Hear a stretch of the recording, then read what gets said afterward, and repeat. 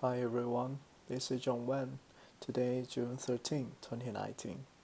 I will record this video to briefly talk about what I've been done in past week. So here is highlights. In last week, I keep working on local version of workflowExecutor implementation.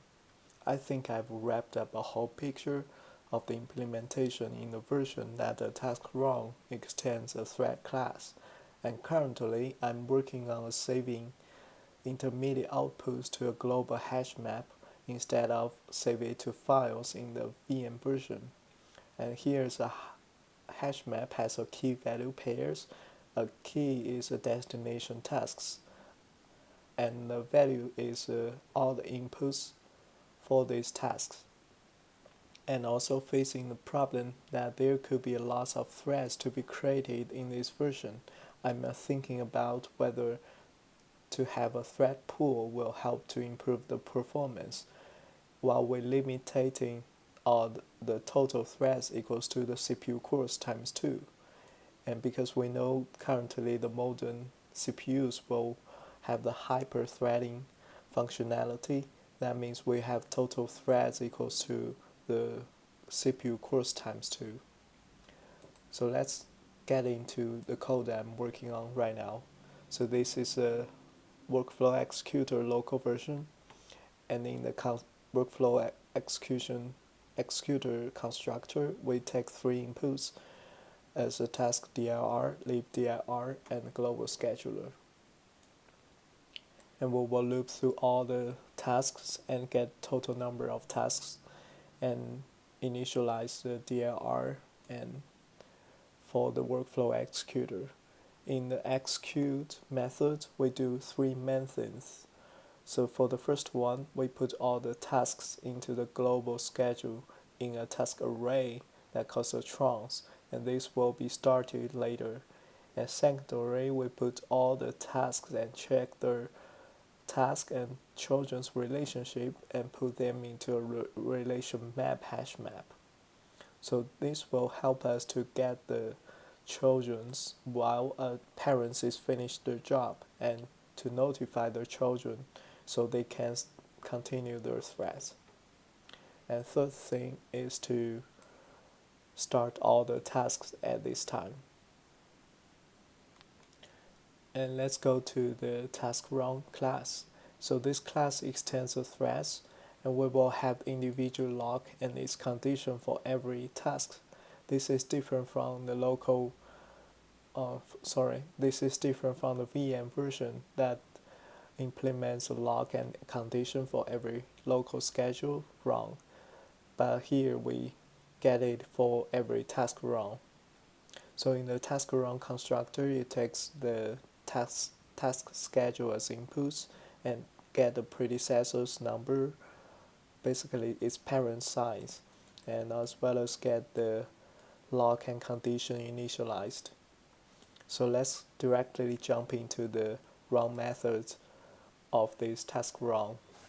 So this is an overriding method for the thread class, and in this method, firstly we will check whether it is ready.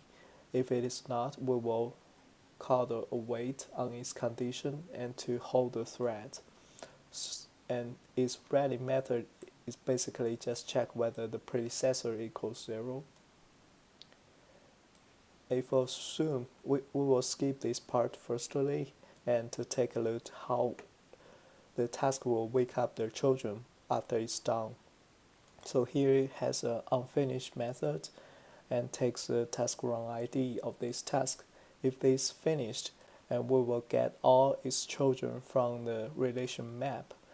Remember, this is a hash map that keeps all the tasks and their children's relationship. And we will loop through all the children's it have and call the children's method on parent finished. So this method will wake up the children threads and minus the predecessor. And finally, the children, if the predecessor equals 0, the children will start to run. So let's go back to here and assume that this task is continue to run as the parents is ready, and we will get this task's jar file, as well as all the inputs from the hash map we save in the memory. That for the remember we have a hash map save the destination file ID, the destination task ID, as well as all its inputs. So here is the hash map called the output set, and we will get this, and we have to-do list here.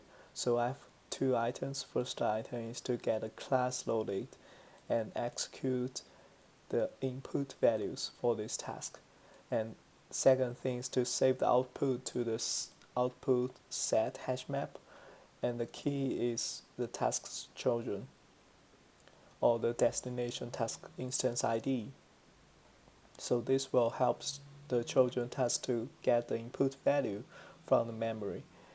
And I think I still need to have a final output to write the output into a file instead of to keep it in the memory, because if the execution terminated and the memory will gone, and we will have no clue where is final outputs.